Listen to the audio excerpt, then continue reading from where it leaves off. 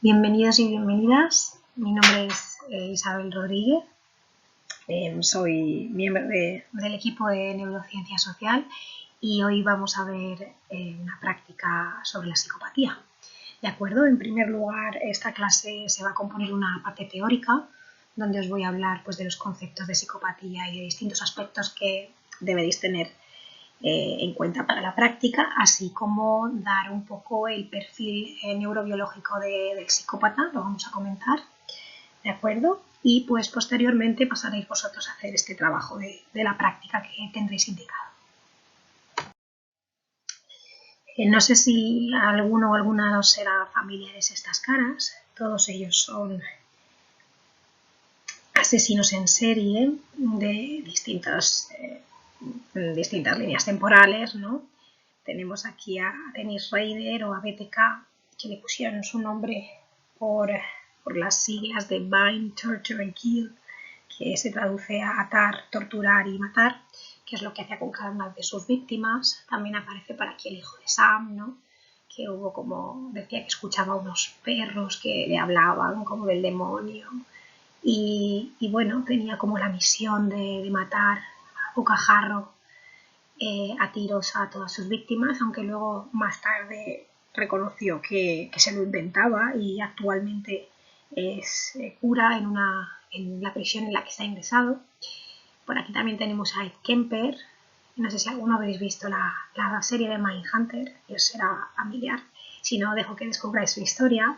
Por aquí os he puesto la estranguladora de Barcelona, que también, bueno, pues llevaba a cabo sus delitos con niños a los cuales prostituía, y el carnicero de Milwaukee, famoso por ser caníbal. De todos ellos, además de ser asesinos en serie, pues tienen en común la característica de ser clasificado como psicópatas. Aquí os he puesto fotos y una dirección que podéis contrastar, ¿no? Para que veáis pues casos de que podrían ser también psicópatas españoles, que no quedan tan lejos. Entre estas fotos sí que hay algunos que no se podrían considerar en sí asesinos en serie, como es por ejemplo el caso de José Bretón, pero sí tenemos por ejemplo asesino de la Baraja, ¿no? Que dejaba como firma esa carta de naipes a los pies de las víctimas, o como el celador de Olot, que es uno de esos catalogados ángeles de la muerte, ¿no? Que trabajaba pues con personas que ya estaban muy malitas y también pues las iba matando, pero al final de su vida creo que fueron unas 11 víctimas. Entonces, bueno, pues enfocar un poco aquí el marco del psicópata, encarnarlo. Pero os tengo que decir que no todos los psicópatas, las psicópatas son asesinos en serie, ¿de acuerdo? Puesto que por ejemplo, tenemos aquí, os he puesto algunas fotos de que, bueno, esto no sé, estoy bastante segura que no habrán pasado la PCLR, pero bueno, con sus conductas pues se puede extraer ese tipo de organización de la personalidad que vamos a ir hablando. Os pongo aquí también un artículo, el titular de un artículo que hablaba un criminólogo de la Guardia Civil, ¿no? Que dice que la mayoría de los psicópatas no son asesinos, sino que trabajan en bancos. Ahora tal vez cuando veamos el perfil de psicópata entenderemos mejor un poco por qué. Bueno, en primer lugar, daros una introducción, darle un marco, dar una definición a este concepto de psicopatía. Y nos vamos a escribir, os tengo que decir que el concepto de psicopatía está bastante difuso. Desde la historia se han, digamos, otorgado distintos significados, desde un autismo social, ¿no? Directamente hacia una ausencia completamente de sentimientos, pero nosotros nos vamos a quedar con esta definición de Robert Hare, que es un doctor de psicología y bueno, un investigador muy importante dentro de la psicología criminal, actualmente profesor de la Universidad of British Columbia, donde bueno, pues se centra especialmente en este estudio de los psicópatas y se sigue estudiando sobre ellos.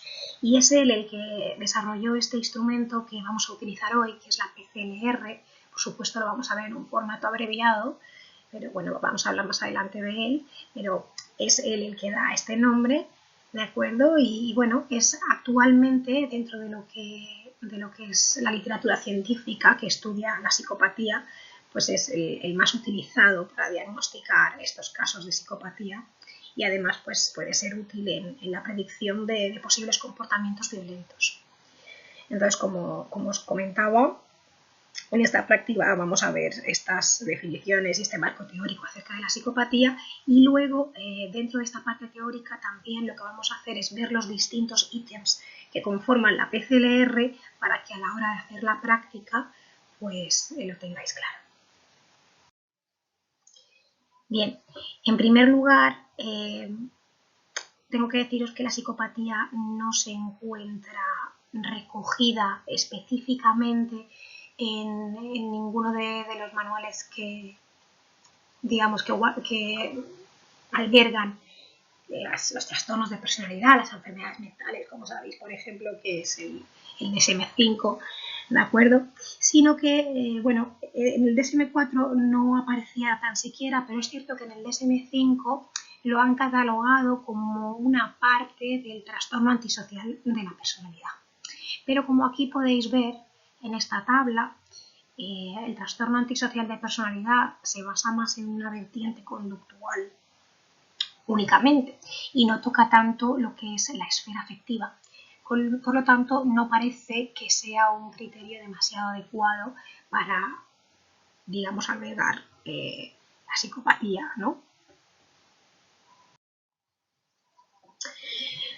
Hay que destacar que no es lo mismo la psicopatía que el trastorno antisocial de la personalidad, ¿de acuerdo? Así como no podemos asemejar no podemos decir que la psicopatía y la delincuencia vayan siempre de la mano, porque tampoco todos los delincuentes son psicópatas, ni como os comentaba, todos los psicópatas son delincuentes. Tenemos el perfil del delincuente integrado, del psicópata integrado, ¿de acuerdo? Por ejemplo, dentro de prisión, en el ámbito de prisión, encontramos que el TAP, que el trastorno antisocial de personalidad, está bastante extendido en la población penitenciaria, mientras que la psicopatía no se observa en igual medida, ¿de acuerdo?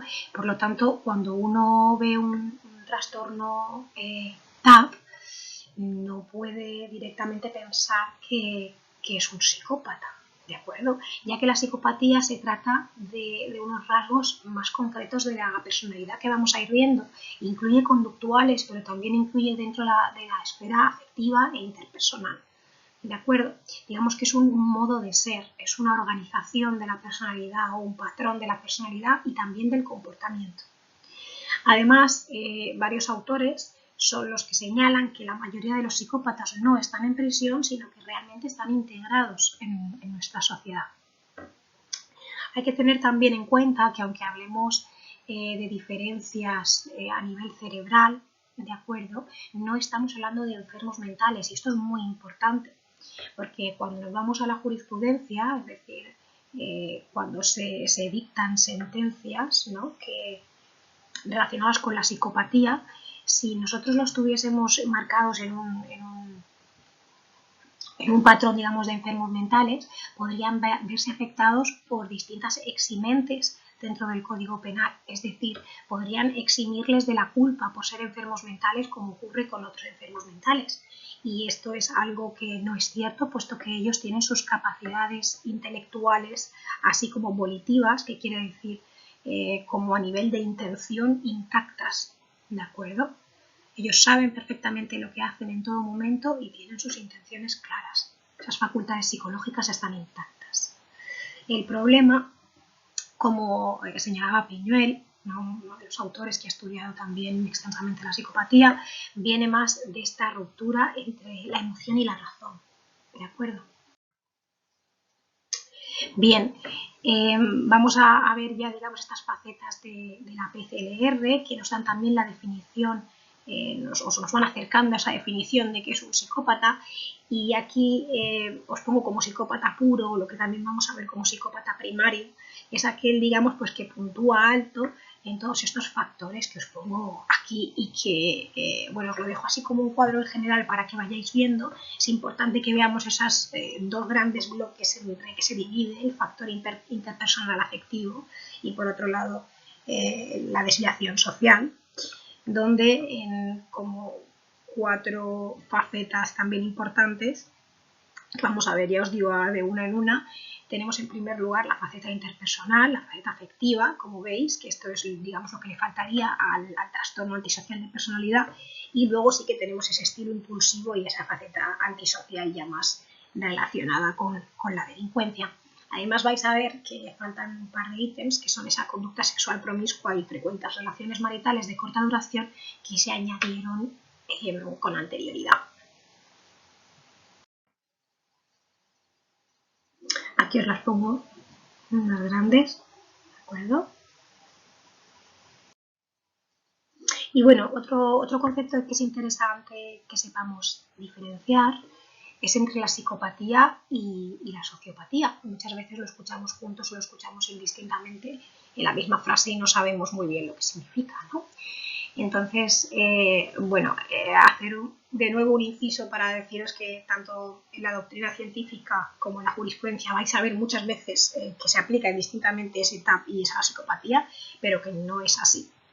Vale, cuando digo en materia de jurisprudencia me refiero más en lo que tiene que ver con los procesos penales, en este caso los procesos jurídicos, que se contempla la circunstancia de psicopatía y que muchas veces se ve como en la misma sentencia el propio juez pues intercala, digamos, estos dos términos.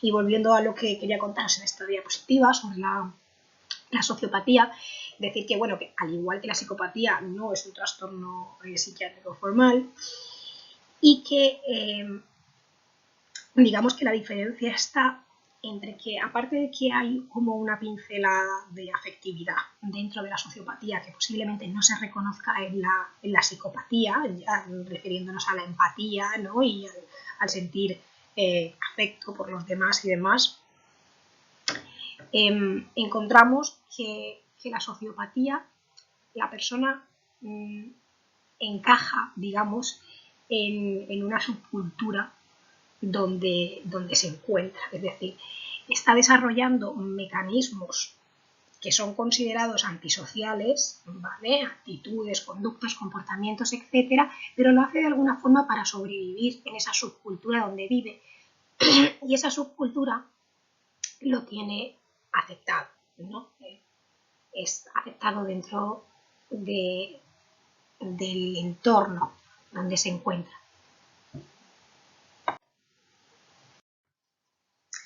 Aquí os pongo diferencias significativas, ¿no? Que existen entre esa psicopatía y la sociopatía. Es decir, la psicopatía vemos una predisposición genética y unas anomalías neurológicas, que es de las que vamos a hablar, vamos a comentar un poco. Y mientras que en la sociopatía esto no se ha observado de tal manera, ¿no? Parece que tiene que ver más con la crianza y con el entorno.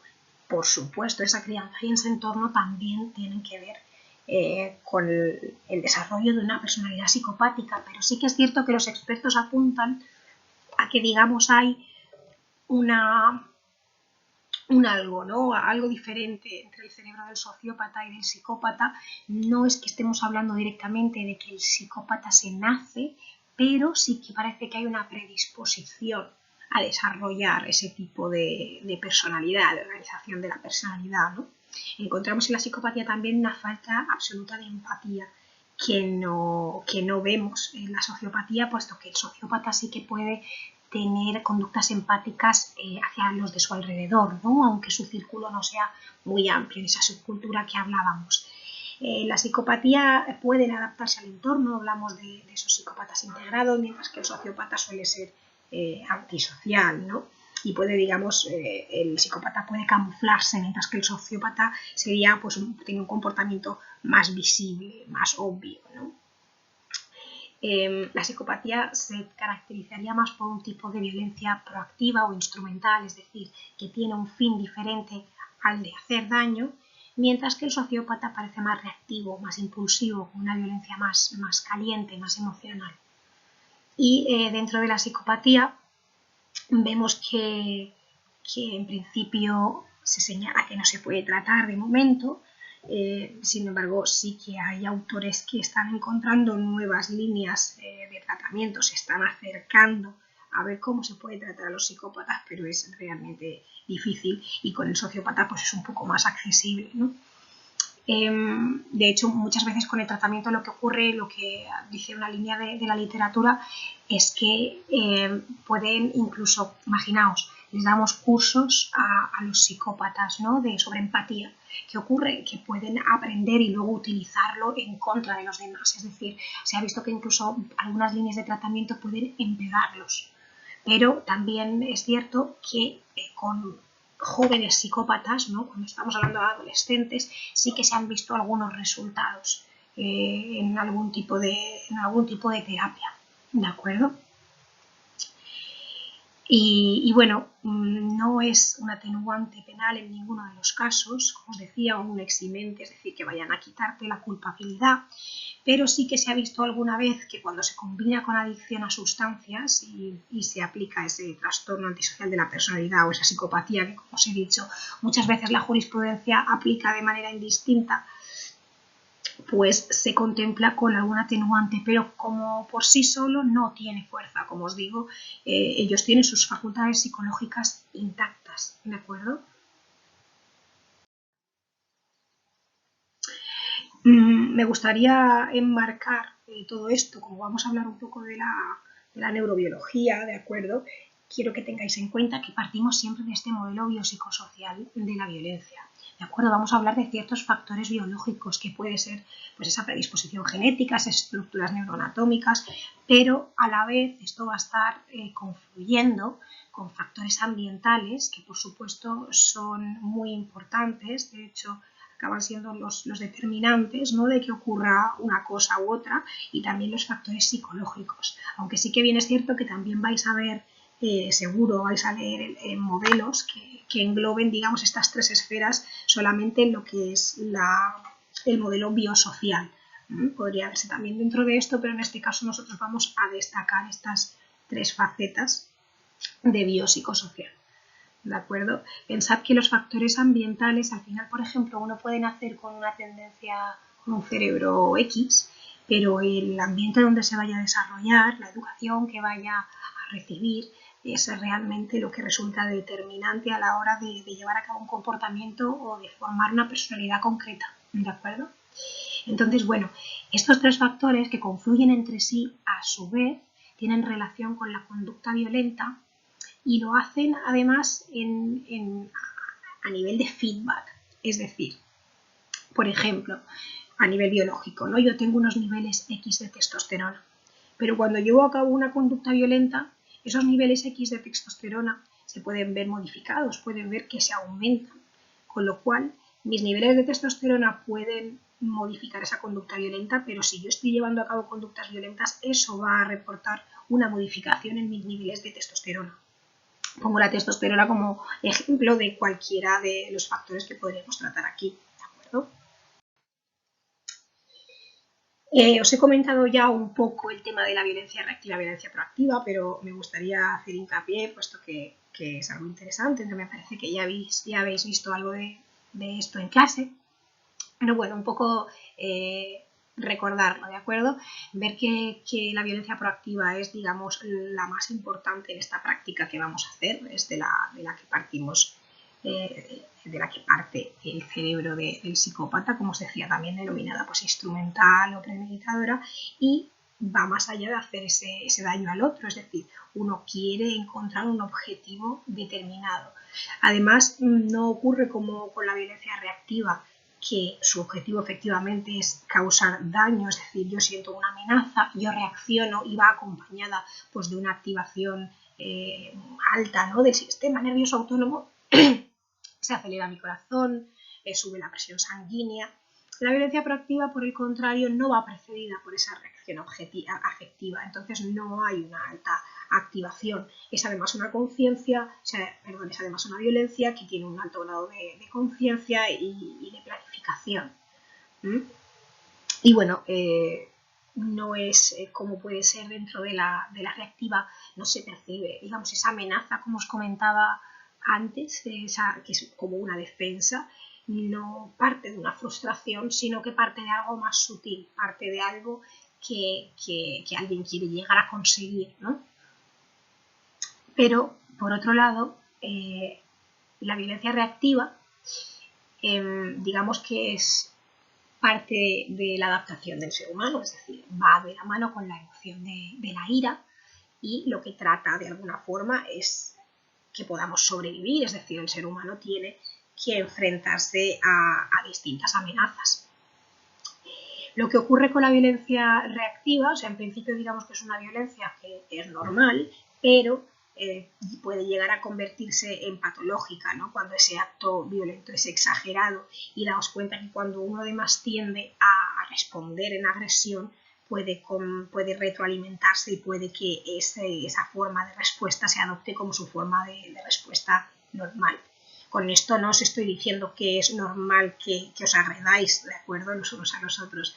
Lo que quiero decir es que es parte de la adaptación del ser humano, es decir, la respuesta violenta es parte cuando uno percibe una amenaza. La cuestión es cuando se perciben esas amenazas son reales, porque muchas veces lo que ocurre con la violencia reactiva, y así podéis ver llenas las cárceles, es que perciben amenazas cuando no las hay, o las interpretan como tal, ¿no? Y hay una defensa que realmente no sirve para nada. Ya hemos entrado en ese bucle patológico de contestar siempre a través de la violencia, ¿no? Entonces, bueno, hoy en día los límites no se tienen muy claros de dónde es adaptativo, hasta dónde es patológico, como tampoco se tienen claros los límites entre la violencia reactiva y proactiva, ¿de acuerdo? No es que hablemos de una dicotomía de blanco y negro, que uno sea proactivo o reactivo, puesto que, por ejemplo, la venganza es una acción como mixta, ¿no? Porque tiene una acción impulsiva, pero también hay una planificación. Entonces, sí que es cierto que la literatura divide para entender, para clasificar mejor entre estos dos bloques, pero que esto no tiene que ser realmente así. Bien, para que veamos las diferencias cerebrales entre estos dos perfiles que os acabo de describir, de violencia reactiva y proactiva, hay un estudio clásico de Rain, ¿de acuerdo?, que es, digamos, el padre de la neurocriminología, que mediante TEP, que es una técnica de neuroimagen funcional, diferenció entre esos cerebros proactivos y esos cerebros reactivos, y tenéis como resultado pues estas tres fotos que os pongo, ¿no? Tened en cuenta que las partes así en rojo y amarillo pues son las más activadas, mientras que las azules y verdes pues son las menos activadas, ¿no? Entonces, ¿qué nos encontramos? Pues nos encontramos con que los asesinos impulsivos o reactivos tenían una actividad menor en el córtex prefrontal, que como sabéis es la encargada de llevar a cabo todas esas funciones ejecutivas, y una mayor actividad subcortical, concretamente pues, por las zonas del sistema límbico, de acuerdo, amígdala y demás. También del lóbulo temporal, como os decía, que contiene la amígdala, y esta activación subcortical se observó que era mayor que la de los sujetos normales, los sujetos control, ¿no? Y similar, digamos, a la de los asesinos proactivos. La diferencia que nos encontramos es que los asesinos proactivos tenían una actividad de córtex prefrontal que, aunque veremos que también es ciertamente reducida, es mayor que la de los asesinos reactivos, ¿de acuerdo? A su vez tenían esa actividad subcortical excesiva, ¿de acuerdo? Y aunque este estudio es bastante antiguo, más adelante, en 2013, se replicó y se volvieron a obtener los mismos resultados, ¿de acuerdo? Entonces nos quedamos con que hay una baja digamos, funcionalidad dentro de la corteza prefrontal en los asesinos reactivos, y una menor actividad prefrontal en los asesinos proactivos, pero no tanto como a los asesinos reactivos. Es decir, podemos entender que tienen unas funciones ejecutivas menos mermadas, es decir, es la toma de consecuencias, la toma de decisiones, el anticipar consecuencias, también tiene mucho que ver con el procesamiento emocional, especialmente con la empatía, ese córtex orbitofrontal, ¿de acuerdo? Entonces, pues hay disfuncionalidad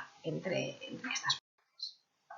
Concretamente, dentro de la neurobiología de la psicopatía, vemos pues que hay una disminución de los niveles de serotonina como consecuencia de la alteración del eje hipotálamo hipófiso adrenal, del que también tiene una muestra, una hiporreactividad al estrés. Cuando se les ponen estímulos estresantes, pues se activan menos que los de las personas normales. Esto también desprende a su vez una alteración endocrina. Vemos que hay unos bajos niveles de cortisol comparados con unos altos de testosterona. Y tenemos también distintas alteraciones a nivel estructural y funcional en el cerebro, ¿de acuerdo? Por ejemplo, como más relevantes, sabéis también que la estructura de la amígdala se encarga aparte también parte del procesamiento emocional, pues de procesar las amenazas, ¿no? Es una parte, digamos, que forma parte de nuestro cerebro más animal. En ellos vemos que hay una disminución, una amígdala más pequeña, ¿vale? A nivel estructural, pero también que cuando se presentan situaciones que normalmente pues a los sujetos normales les provocan una alta funcionalidad, cuando ven, por ejemplo, imágenes pues desagradables de accidentes o de desastres y demás, ¿no? Ocurre que no hay tanta alteración en los psicópatas, ¿de acuerdo? Digamos que están siempre como más estables. También se observa eso en la psicofisiología. Tienen unos niveles de frecuencia cardíaca y de actividad electrodérmica menor que lo que son las personas normales cuando les presentan eventos desagradables, ¿de acuerdo?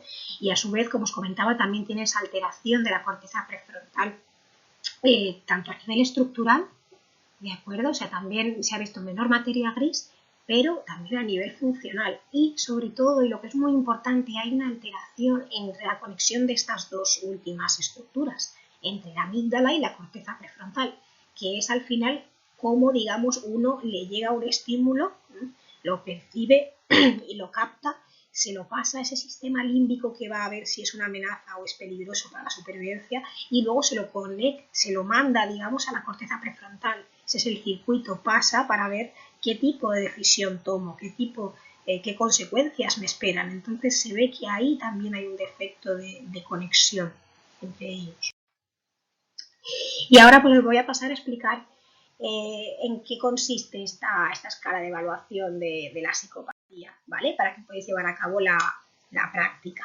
Bueno, en primer lugar hay unas recomendaciones para ese uso clínico. Obviamente hay que tener un título de posgrado, de ciencias sociales, médicas sobre la conducta, conocer la psicopatía, tener una acreditación profesional pues pertinente para poder ejercer como ello, ya sea pues por ejemplo a través de la psicología forense o a nivel de investigación, tener experiencia con las poblaciones que se va a tratar, ¿de acuerdo? Y también pues tener una formación en esta PCR, ¿de acuerdo?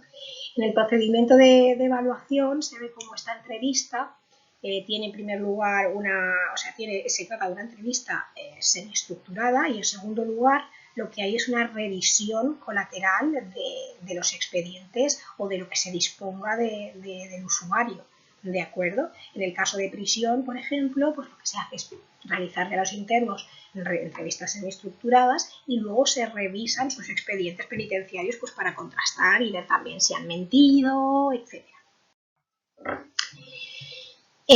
Bueno, cuando se revisa esa información colateral, que para la práctica nosotros no tenemos, obviamente, nosotros nuestra práctica la vamos a basar en esa entrevista semiestructurada, es como os digo, para evaluar la credibilidad del sujeto, para también ver a través de los informes de los profesionales cuál es su estilo interactivo habitual. Y bueno, se supone que dentro de los expedientes pues se contiene material en abundancia, ¿no?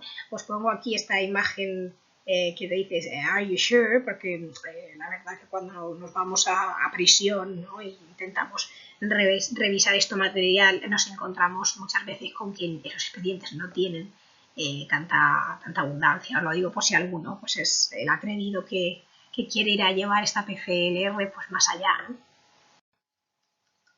Y bueno, en la parte de la entrevista, esta entrevista normalmente dura de entre 90 a 120 minutos. Obviamente la entrevista que nosotros vamos a hacer para la práctica no tiene esa duración, ¿vale? De hecho, muchas veces se lleva durante varias sesiones. Nosotros lo que vamos a hacer es sacar un extracto de pues, unas preguntas más relevantes y que pueden hacernos vislumbrar si esa persona es un psicópata o no. ¿De acuerdo? Y bueno, dentro de esos objetivos pues tenemos que obtener información histórica, ¿no? Del sujeto, además de ver cómo se relaciona con nosotros, de que nos proporcione esa muestra de estilo interpersonal. A su vez tenemos que ver la coherencia en las afirmaciones, en de las respuestas que nos está dando y ver si bueno, nos está diciendo locuras, nos está intentando decir mentiras. Con eso y por eso tenemos ese expediente que nos contrasta y que nos ayuda a esas conversaciones con los profesionales que tratan al usuario. Así como, bueno, pues dar esa posibilidad de que el sujeto se contradiga dentro de su discurso. Es interesante, muchas veces no se preguntan esas preguntas de manera correlativa, sino que el entrevistador, la entrevistadora, pues puede ir jugando, ¿de acuerdo? Además, como os digo, es importante que no sea completamente estructurado, es interesante que también se le lea el discurso al usuario y pueda pues irse jugando, ¿no?, con las preguntas que son más adecuadas y tratar de buscar esas contradicciones. Esto es, digamos, los dos grandes bloques en los que se divide el factor 1 y el factor 2. Esta PCL, por cierto, la podéis conseguir en Docimoteca y ver más claro todo lo que os estoy explicando, así como ver por lo que es la entrevista semi-estructurada concreta, ya que yo os voy a facilitar pues algunas preguntas de acuerdo junto a la plantilla de respuestas. Entonces, bueno, aquí veis un poco cómo están agrupados estos factores y vamos a pasar ya finalmente a la descripción de los ítems antes de la práctica, ¿de acuerdo? En primer lugar, como os comentaba, estaba esa faceta interpersonal. Hay que ver esa facilidad de palabra o encanto superficial que caracteriza al psicópata, ¿de acuerdo? Vais a ver que después os contaré las puntuaciones de cómo vais a ir incluyendo estos ítems, pero en primer lugar tenemos que tener claros los ítems los que son. Estos son los ítems que luego os comento en las instrucciones de la práctica, que estaría bien que le comentaseis a la persona que vaya a ser vuestro voluntario, vaya a ser vuestro delincuente, ¿de acuerdo? En la metodología online pues hay que encajar esta práctica de alguna forma, ¿no? Entonces, pues bueno, es una forma interesante que cojáis pues a algún miembro de vuestra familia o algún amigo que esté dispuesto a participar en un juego de rol y le comentáis estos ítems que vamos a hablar, ¿de acuerdo? Además, así os sirve de repaso. Bueno, la faceta interpersonal tenemos en primer lugar, como os digo, este encanto superficial. Seguro que esto lo habéis escuchado todos de los psicópatas. Se trata pues eso de un individuo locuaz, ¿no?, que tiene mucho encanto pero es poco sincero, ¿no? Normalmente suelen ser conversadores entretenidos, ¿no? Tienen siempre respuestas ingeniosas, cuentan historias pues que les ensalzan su figura, ¿no? Ellos mismos se lo creen. Asimismo tienen ese sentido desmesurado de autovalía. Tienen muy exagerada esa visión de sus capacidades, aunque muchas veces pueden ser sutiles, se muestran engreídos y se muestran muy seguros de sí mismos. No están preocupados por sus problemas y además tienen un locus de control externo, es decir, todo lo de fuera tiene la culpa menos ellos.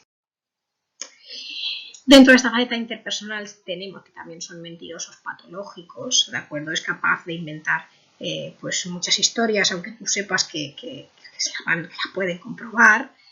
Además es buen mentiroso, con lo cual muchas veces no es fácil pillarlos. Y además cuando se le pillan mintiendo pues no se muestra incómodo, ¿no? Eso es lo que hablaba de la psicofisiología y los que les miden de muchas formas, ¿no? Cuando los tienen conectados pues a máquinas que responden ante su frecuencia cardíaca, su actividad electrodérmica, como puede ser por ejemplo el tema del polígrafo. El polígrafo no es un instrumento útil para el psicópata. El psicópata seguramente no se va a alterar si lo pillas mintiendo. También son estafadores y manipuladores. Usan el engaño para conseguir pues beneficios personales y no se preocupan por las consecuencias, ¿de acuerdo? Además, esas estafas pues se llevan a cabo de una forma fría y daos cuenta que pueden estar siendo delincuentes, estas estafas pueden ser directamente delitos, puede que no lo sean, puede que se comparten así directamente con su familia y quien a que estafen sea pues, con a un amigo. Quiero decir, recordad que pueden estar integrados, ¿vale? Luego pasamos a la faceta afectiva, ¿no?, que es, digamos, muy destacable dentro del psicópata. Hay que recordar que es un poco lo que diferencia también de la psicopatía. Hay una ausencia de remordimiento, ¿de acuerdo? Normalmente hay una indiferencia general a las consecuencias pues, que han podido producir por sus acciones y de hecho puede que te lo diga claramente. Además, sí que puede verbalizar, por supuesto, algún remordimiento, pero por el hecho de que tú no quieres escuchar, no porque lo sienta, ¿de acuerdo? Eso también es un poco la audacia del entrevistador para darse cuenta. Además, hay pues un afecto superficial, es decir, te puede decir que sí, que experimenta emociones hacia ti, pero realmente no las está experimentando. Por lo tanto, también puede dar una impresión de una frialdad emotiva y, bueno, al final, aunque quiera demostrar esa emoción, cuando uno va al detalle del estado afectivo, pues no consigue ser tan sutil. Además, por eso las muestras de emoción pueden llegar a ser como muy exagerada, como muy teatrero. Una de las piedras angulares de la psicopatía es esta insensibilidad afectiva y la ausencia de empatía, ¿de acuerdo? Tiene una cruel indiferencia hacia los sentimientos y los derechos de los demás y no duda, pues eso, en burlarse de la gente, en buscar hacer el ridículo. Al final ve como la emoción como una debilidad, ¿de acuerdo? Sí que tengo que resaltaros que no sé si conocéis, estáis muy familiarizados con la empatía, pero la empatía se divide en dos facetas, ¿no? En primer lugar está la faceta afectiva, que digamos hay una conexión a nivel emocional que se desprende más incluso de una reacción física, ¿no? De contacto que viene de las neuronas espejo y demás. Y luego tenemos la toma de perspectiva, ¿de acuerdo? O lo que es la empatía cognitiva, es decir, no sentir cómo está sintiendo el otro, pero sí saber o pensar y entender cómo se está sintiendo el otro. La psicopatía tiene un nivel de empatía afectiva muy baja, es decir, no hay una reactividad emocional, no sienten, pero pueden entender perfectamente cómo se están sintiendo los demás. Y esto, claro, les lleva a tener grandes dotes de manipulación. De hecho, muchos psicópatas puntúan más alto en los tests en empatía cognitiva que personas normales, ¿vale? Y esto es algo que tenemos que tener en cuenta porque es muy importante a la hora de llevar a cabo sus manipulaciones. De otro lado, pasando ya de la empatía, pues tienen esa incapacidad para aceptar la responsabilidad de las propias acciones, ¿de acuerdo? Normalmente pues tienen excusas para su conducta o a lo mejor lo aceptan pero lo minimizan completamente. La tercera de las facetas, que es ya pues pasando a este segundo bloque de la desviación social, ¿de acuerdo? Tenemos el estilo impulsivo y irresponsable. Me podréis decir, pero Isabel, si me estás diciendo que tiene una violencia proactiva, ¿cómo hablamos ahora de una impulsividad? Si esa proactividad se tiene, digamos, en cuenta mucho más la planificación, la conciencia. Pues como os comentaba, no hay una dicotomía, no hay un blanco o negro, entonces sí que hay parte de reactividad dentro de estos psicópatas y se ve en esta necesidad, digamos, de, por ejemplo, de estimulación nueva. O sea, muchas veces es tan grande esa necesidad de estimulación que se vuelven como impulsivos, ¿no? Y se vive, pues eso, al filo de la navaja que os pongo aquí, ¿no? O, por ejemplo, también empezar a descubrir, pues a través de muchas veces es muy común a través del consumo de drogas, recuerdo. Además, no suelen tener rutinas, viven de forma parasitaria, es decir, evitan esos, pues un trabajo, ¿no? Una familia, o por lo menos si la tiene para vivir a costa de ellos. El patrón es que los demás lo mantengan, ¿no? Y a él pues le da igual. También se refleja claramente esta impulsividad. Hace a veces las cosas en un arranque, ¿no? Por muy planificado que sea, hay una parte impulsiva dentro de su personalidad y pierde el control, ¿de acuerdo? Por eso muchas veces también nos comentaba al principio, lo del tema de cambiar mucho de relaciones, aunque lo vamos a ver exactamente como un ítem, pero pues rompe con frecuencia relaciones ya no amorosas sino de todo tipo o abandona empleos rápidamente en cuanto el agua no va a su molino, por decirlo así, ¿de acuerdo? Además también tiene esa ausencia de metas realistas a largo plazo, por lo cual a lo mejor está apuntando a ir muy, muy, muy alto y no está trabajando como para ello, ¿de acuerdo? Y, por supuesto, pues ese estilo de vida parasitario y estos ítems que os estoy comentando van muy acompañados de la irresponsabilidad.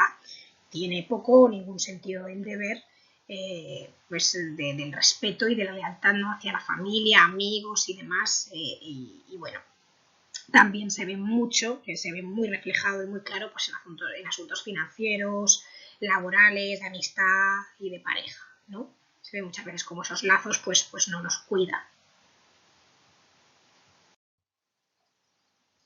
Y ya por último, la faceta antisocial, ¿de acuerdo? Estos ítems los vais a tener colocados, tenéis que saber lo que significan cada uno, pero los vais a tener dentro de vuestra plantilla. Cualquier entrevistador o evaluador lo ve dentro de esa plantilla, ¿de acuerdo?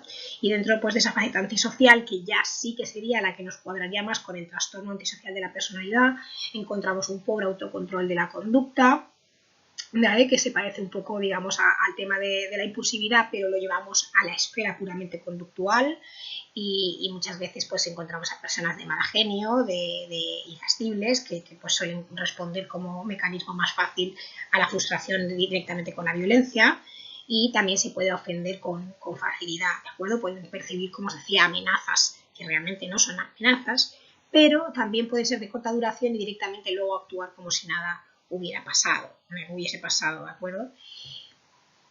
Encontramos, se suelen encontrar, o es un ítem importante, si ha habido problemas ya de conducta en la infancia, si ya ha tenido detenciones, si el hecho, por ejemplo, del abuso animal es un hecho que se correlaciona mucho cuando hay personalidades psicopáticas, el abuso animal en la infancia. Y bueno, los niños todos sabemos que son traviesos y demás, pero sus conductas pues suelen ser más llamativas. Y obviamente esto se extiende a lo que luego es la delincuencia juvenil en la adolescencia. Vemos esas conductas antisociales en la adolescencia y llegan incluso a ser pues condenados por delitos. Otro de los ítems que se tiene en cuenta es que se le haya revocado la libertad condicional, es decir, que se le haya concedido y luego se le hayan quitado, que haya violado esa libertad condicional. Y también se tiene en cuenta como ítem la versatilidad criminal, es decir, que haya cometido distintos delitos de distintos ámbitos. No es que le haya ocurrido una cosa, sino que delinque lo que puede y más. Pero daos cuenta que estamos hablando en este caso del psicópata más en prisión, ¿de acuerdo? No sé qué estudio leí una vez que comentaban que donde más psicópatas había es como brokers en la bolsa, ¿no? Si os dais cuenta, pues es un ámbito interesante para poner en cuenta todas estas características que os he dicho. No sé si opinaréis lo mismo. Y bueno, estos dos, como decía, no están incluidos en ninguna de las facetas, pero a través de las entrevistas y demás he ido observando que son dos ítems que pueden ser relevantes. Y tenemos la conducta sexual promiscua, ¿de acuerdo? Pues mucho tipo de relaciones sexuales, interpersonales, incluso que el sujeto puede pues, coaccionar directamente para mantener esas relaciones sexuales, y frecuentes relaciones maritales que son de corta duración. Daos cuenta que pues, cogen a la persona que necesitan, la exprimen y luego la dejan. Tenéis que tener en cuenta cuando vayáis a llevar a cabo la entrevista, además de todos estos ítems, las distintas puntuaciones, ¿de acuerdo? Vais a ver que la psicopatía pues empieza concretamente, se considera cuando pasa de 25 a 32, cuando ya es alta, ¿de acuerdo? Ahí empezamos a considerar los psicópatas, incluso podríamos plantearnos dentro de la moderada a qué tipo de perfil estamos enfrentándonos, ¿no? Pero esto lo tenéis que tener en cuenta también para la tarea que tenéis que realizar, ¿de acuerdo? Esas serán las puntuaciones que se podrán desprender de vuestra hoja de respuestas. Y para evaluarlo, pues depende, tenemos tres opciones. Podemos marcar con un 2, que es que el ítem es totalmente aplicable al individuo, el 1, que es un bueno, creo que es ciertamente aplicable, pero no estoy seguro, y el 0, que es el no es aplicable al individuo. ¿De acuerdo? La entrevista se va a llevar a cabo, digamos, se le va a preguntar acerca de toda su vida y iremos contestando en la hoja de respuestas, ¿de acuerdo? Luego también os doy por escrito unas instrucciones más concretas y ver pues, si estamos frente a un psicópata o no, ¿de acuerdo? Tened en cuenta que estos ítems hay que puntuarlos de forma independiente. Y cuando nos vaya contando cosas, las diferencias pueden llegar a ser muy sutiles. Entonces tenemos que ver pues, qué hay a favor y qué hay en contra de esto. Daos cuenta que nosotros nos vamos a quedar un poco con la parte más subjetiva del test, que es el tema de la entrevista semiestructurada, pero si lo llevásemos a cabo realmente, pues nos tendríamos esa información colateral que tendríamos que revisar, ¿vale? Y que sería preciso revisarla antes de contestar nuestra plantilla de respuestas, pero nos vamos a quedar únicamente con la entrevista. Bien, y a nivel de tipología también os voy a preguntar en la actividad, ya os adelanto un poquito que tenemos 4 tipos de están estos cuatro tipos estos cuatro personajes, ¿no? Que puede encarnar pues cada uno de vuestros voluntarios, y tendremos el psicópata primario o el psicópata puro, que será el que más alto puntuará en todos los aspectos, ¿de acuerdo? Tenemos el psicópata integrado, que puntuará bajo en el estilo de vida. Claro, en el estilo de vida psicópata, puesto que está, como el nombre dice su palabra, pues, como bien dice su nombre, perdón, integrado, ¿no? Entonces, pues puede presentarse ante la sociedad pues con una máscara eficaz, ¿no? Por otro lado tendremos el psicópata. Dentro del psicópata, el sociópata y el delincuente habitual ya los tendremos fuera de psicópatas. Deberían puntuar más bajo de la psicopatía alta, ¿vale? Ya no tenemos ese punto de corte. Entonces, el sociópata será aquel que puntúe alto en su faceta antisocial y en impulsividad, pero que seguramente tenga puntuaciones pues algo más moderadas en lo que es la faceta afectiva, porque ya sabemos que sí que puede crear vínculos. Y por otro lado pues tenemos un delincuente habitual, que puede haber características de los psicópatas, pero no puntúa alto en ninguna de las facetas. Él suele ser impulsivo y antisocial, ¿de acuerdo? Bien, y ahora es hora que os dirijáis hacia el documento de la práctica, ¿vale? Este documento sabéis que va con una presentación donde contendrá las instrucciones, y aparte tenéis 4 documentos adicionales que son los perfiles, los posibles perfiles que puede adoptar el voluntario que escojáis para la práctica, ¿de acuerdo? Es muy importante que no los leáis vosotros, si no, pues no tiene gracia, ¿de acuerdo? Entonces, bueno, el voluntario tendrá que leer ese rol, ¿vale? Tendrá sus pistas como para poder seguir, y vosotros pues tendréis que, como indican las instrucciones, coger vuestra entrevista semiestructurada y vuestra hoja de plantillas para, imaginaos pues que sois el entrevistador o la entrevistadora, y le realizáis la entrevista al presunto psicópata, ¿de acuerdo? Nada, espero que sea de utilidad esta práctica para vosotros, y me despido. Hasta luego.